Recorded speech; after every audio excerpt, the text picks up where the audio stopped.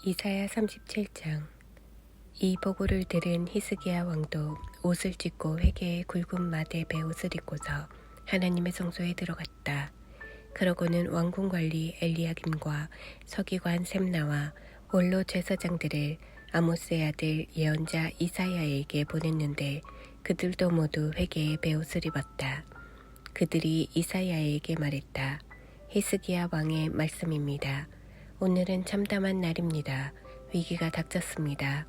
지금 우리는 아기 낳을 때가 되었는데 출산할 힘이 없는 여인 같습니다. 당신의 하나님께서는 랍사게가 한 말을 들으셨겠지요. 살아계신 하나님을 모독하려고 아시리아 왕이 보낸 그 자의 말입니다. 당신의 하나님께서는 결코 가만히 있지 않으시겠지요. 이사야여, 우리를 위해 기도해 주십시오. 이곳에 남아 요새를 지키고 있는 우리를 위해 기도해 주십시오. 그때 히스기야 왕의 신하들이 이사야에게 와서 이렇게 말하니 이사야가 대답했다. 당신들의 주인에게 이렇게 전하십시오. 하나님의 메시지다. 내가 들은 말, 아시리아 왕의 종들이 나를 조롱하며 했던 그 말에 동요할 것 없다. 내가 친히 그를 처리할 것이다. 그가 나쁜 소식을 듣고 그 일을 처리하러 자기 나라로 황급히 돌아가게 만들 것이다. 그는 거기서 살해될 것이다. 비명 횡사할 것이다. 랍사게가 떠나 림나와 전쟁하고 있는 아시리아 왕에게 갔다. 왕이 라기스를 떠났다는 소식을 들었기 때문이다. 바로 그때 아시리아 왕이 에티오피아 왕 디르하가가 자신을 치러 진군해 오고 있다는 첩보를 듣게 되었다. 그는 즉시 히스기야에게 사신들을 보내어 이런 메시지를 전하게 했다. 너는 순진하게 믿는다만 내 하나님에게 속지 마라. 예루살렘은 아시리아 왕에게 무너지지 않을 것이라는 거짓 약속에 휘둘리지 마라. 머리를 좀 굴려보아라. 아시리아 왕이 모든 나라에게 한 일을 둘러보란 말이다. 하나씩 줄줄이 짓밟히고 말았다. 그런데 너라고 피할 수 있을 것 같으냐? 그 나라들, 내 선왕들이 멸망시킨 나라들, 고산, 하란, 레셉, 들라살에 있는 에덴 민족 중에 대체 어느 나라, 어느 신이 자기 백성을 구했단 말이냐? 주위를 둘러보아라. 하맛 왕, 아르밧 왕, 스발와임 성읍의 왕, 헤나 왕, 이와 왕, 그들은 지금 모두 어디에 있느냐? 히스기야가 사신들에게서 편지를 받아 읽었다. 그러고는 하나님의 성소에 들어가 하나님 앞에 편지를 펼쳐놓았다. 히스기야가 하나님께 기도했다. 그룹 천사들 위에 앉아 계신 만군의 하나님, 주님은 하나님, 오직 한 분이신 하나님, 세상 모든 나라를 다스리시는 하나님이십니다. 주님은 하늘과 땅을 지으신 분입니다. 오 하나님, 귀 기울여 들어주십시오. 오 하나님, 눈여겨보십시오. 사내립이 보내온 저 말, 살아계신 하나님을 모욕하는 저 말을 들어보십시오. 오 하나님, 과연 그의 말대로 아시리아 왕들은 모든 나라, 모든 강토를 초토화시켰습니다. 그 나라의 신들을 쓰레기통에 쳐넣고 불살랐습니다. 하지만 대단한 업적이 못되는 것은 본래 그것들은 신이 아니기 때문입니다. 모두 작업장에서 만들어진 신, 나무를 자르거나 돌을 조각해 만든 신들에 불과하기 때문입니다. 신이 아닌 것들이 최후를 맞은 것일 뿐입니다. 그러니 하나님, 오 우리 하나님, 속히 나서 주십시오. 그의 손에서 우리를 구원해 주십시오. 그리하여 땅 위의 모든 나라가 주께서 오직 주님만이 하나님이신 것을 알게 해 주십시오. 그때 아모스의 아들 이사야가 히스기야에게 사람을 보내어 말을 전했다. 하나님, 이스라엘의 하나님의 메시지입니다. 내가 아시리아 왕 사네립의 일로 내게 기도했으니 나 하나님이 너에게 대답한다. 사네립아, 처녀딸 시온에게 너 따위는 안중에도 없다. 그저 멸시뿐이다. 딸 예루살렘은 내게 침을 뱉고 획 가버린다. 너는 여러 해에 걸쳐 내가 누구를 조롱하고 욕했는지 아느냐? 여러 해에 걸쳐 누구를 우습게 여기고 모욕했는지 아느냐? 바로 이스라엘의 거룩한 이다. 너는 내 종들을 통해 주를 조롱했다. 그리고 자랑했다. 나는 전차 부대로 가장 높은 산 꼭대기까지 올라갔고 레바논의 가장 깊은 곳까지 들어가 그 거대한 백향목들, 그 멋진 잣나무들을 다 베어 넘어뜨렸다. 나는 산 위 가장 높은 곳을 정복했고 숲속 가장 깊은 곳을 탐험했다. 나는 우물을 파서 실컷 마셨다. 내가 발로 한번 걷어차자 이집트의 유명한 강들이 모두 말라버렸다. 너는 듣지 못했느냐? 그 모든 일 뒤에 내가 있었다는 소식을. 이는 오래전부터 내가 세운 계획이었고 이제 실행에 옮기고 있는 것뿐이다. 나는 너를 도구로 사용해서 강력했던 성읍들을 무너뜨려 잔해더미로 만들었고 그곳의 주민들을 절망과 당혹과 혼란 속에 빠뜨려서 그들을 가뭄만난 식물처럼 축 처지게 시든 묘목처럼 지질러지게 만들었다. 나는 우쭐대는 내 허세와 왔다 갔다 하며 내가 벌이는 일들과 나에 대해 갖고 있는 불끈하는 내 마음을 잘 알고 있다.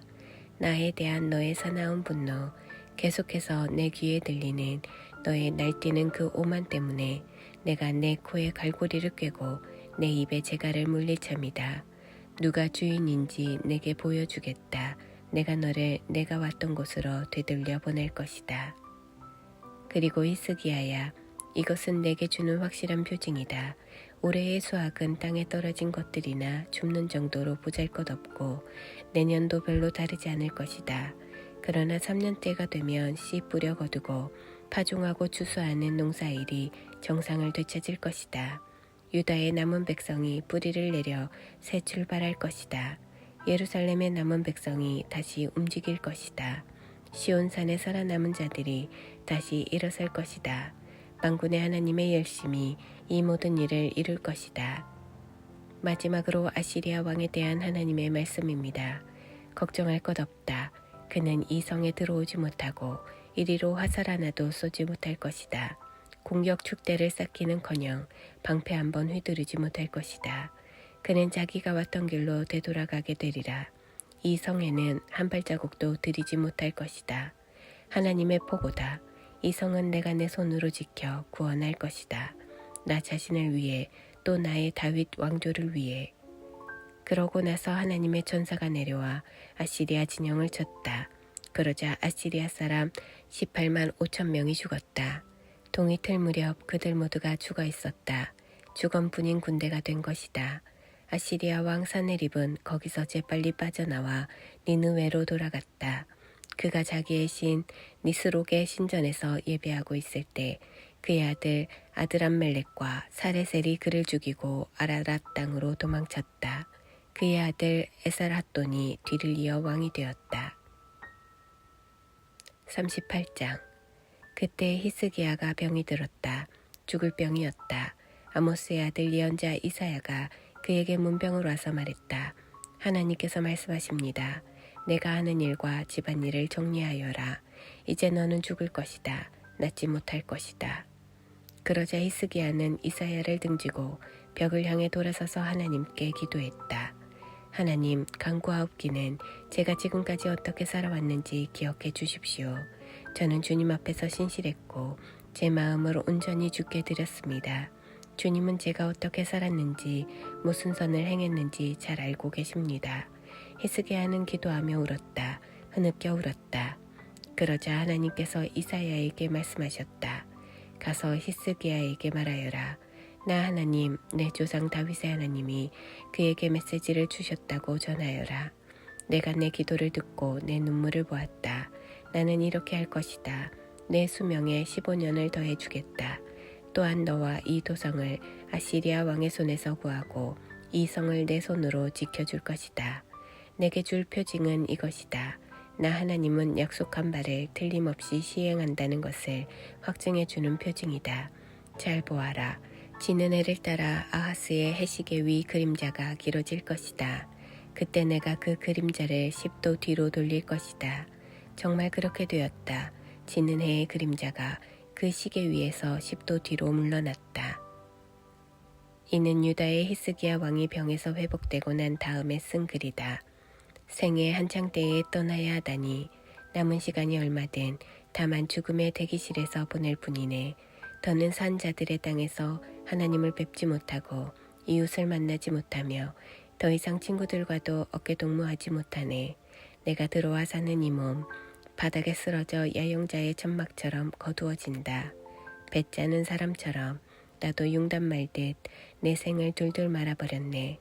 하나님이 배틀에서 나를 잘라내시고는 날이 저물자 바닥에 떨어진 부스러기들을 쓸어버리신다. 나 동틀 때까지 울며 도움을 청하지만 사자가 달려들 듯 하나님은 나를 두들겨 패시고 가차없이 나를 끝장내신다네. 내가 화를 당한 암탉처럼 꾀꾀 굴고 비둘기처럼 구슬피 울며 눈이 빠지도록 도움을 찾았다네. 주님, 공경에 처했습니다. 여기서 저를 건져 주십시오. 하지만 무슨 소용 있으랴. 하나님께서 친히 말씀하시고 그분이 내게 행하시는 일인데 번민과 괴로움에 잠을 이룰 수 없네. 오 주님, 인생이 처한 자리는 이런 것입니다. 그런데 이런 처지에서도 제 영혼이 아직 살아있습니다. 생명을 새로 받아 온전히 회복되었습니다. 이 고난을 겪은 것이 제게는 유익이었습니다. 이 고난 속에서도 주님은 제 생명선을 꼭 잡아주셨습니다. 제가 멸망 속으로 굴러떨어지지 않도록 보호하셨습니다. 제 죄들을 놓아버리시고 주의 등 뒤로 던져버리셨습니다. 얼마나 후련한지요. 죽은 자들은 주께 감사하지 못하고 무덤에서는 주를 찬양하는 찬송이 울려나오지 못합니다. 땅 밑에 묻힌 자들은 주의 신실하심을 증언하지 못합니다. 지금의 나처럼 오직 산자만이 주께 감사할 수 있습니다. 부모가 자녀에게 주의 신실하심을 일러줍니다. 하나님께서 나를 건지고 건지시리니 수군과 빛바 뜯으며 우리 노래하리라. 평생토록 하나님의 성소에서 노래하고 노래하리라. 이사야가 말했다. 무화과로 수포를 만들어 왕의 종기 위에 얹으면 왕께서 나을 것입니다. 히스기야가 말했다. 내가 하나님의 성소에 다시 들어가도 좋다는 것을 말해주는 표징은 무엇입니까?